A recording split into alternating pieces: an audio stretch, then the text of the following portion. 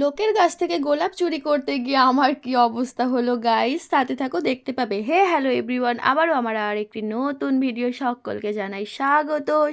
তো সবাইকে জানাই শুভ সকাল। সকালটা সকলের অনেক অনেক ভালো কাটুক।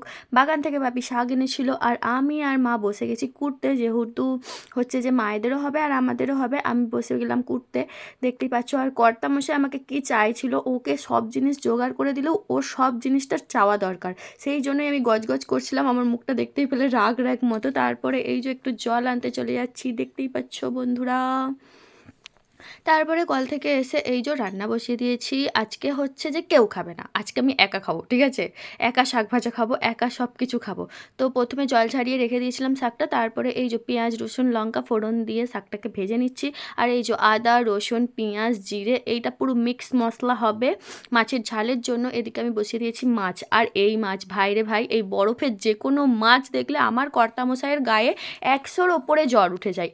কোনো বরফের মাছ খেতে চায় না। কোথাও কুটুম বাড়ি গেলে দায়ে পড়ে খায়, বাড়িতে থাকলে তো ও বরফের মাছ একদম খেতে পছন্দই করে না।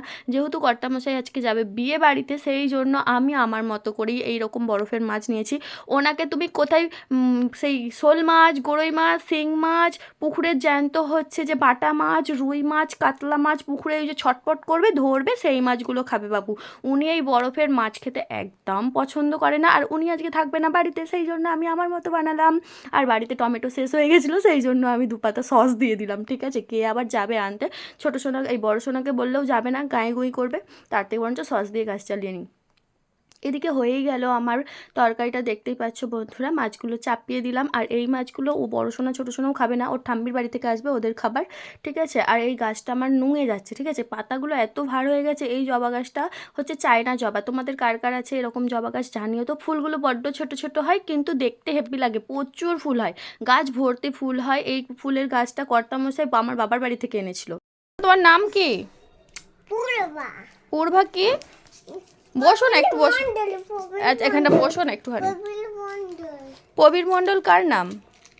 আমার নাম প্রবীর মণ্ডল। তাহলে পূর্বাকে? পূর্বা মেয়ে তো শিখতেই চায় না কোনো জিনিস, এটা ওটা শেখালে উল্টো পাল্টা বলে। কিন্তু নিজে যখন নিজে মন মন পড়ে, তখন মন মন নিজের মতোই ছড়া বলে, এবিসিডি বলে, ওয়া পড়ে। তুমি বলবে কিন্তু শুনবেই না। তারপরে এই যে খাইয়ে নিয়ে একটু গেছিলাম বাইরে, ঠিক আছে। বাইরে গেছিলাম বলতে দেখো বন্ধুরা, আমি তোমাদের যে বললাম না আমি লোকের গাছ থেকে জবা মানে সরি গোলাপ চুরি করছি, সত্যিই বন্ধুরা এই গাছটার মধ্যে একটা গোলাপ হয়েছিল সামনেই। আমি দেখে আর লোভ সামলাতে পারলাম না, গোলাপটা আমি তুলেই নিলাম। তুলছি যখন আমার সাথে ছোটো কাকিমা গেছে, বলছে তুই তুলছিস দেখ না, বাড়ি থেকে বেরিয়ে এবার তোকে ঠ্যাঙাবে, ঠিক আছে। আমি বলছি দাঁড়াও না, কিছু হবে না, আমি আস্তে আস্তে তুলে নিয়ে চলে আসবো। গোলাপের কালারটা দেখো কতটা সুন্দর, একদম হালকা পিঙ্ক। আর ব্যাংকে গাইস যা ভিড় হয়েছিল, আমি তো ব্যাংকের ভেতরে ঢুকতে পারিনি। লাইনটা একবার তোমরা খালি দেখো। আমি মানে সকাল 11টা থেকে বিকেল 4টে অবধি লাইন দিয়ে দিয়ে চলে এলাম। আর কি বলবো, ভীষণই বেকার অবস্থা হয়েছিল আমার।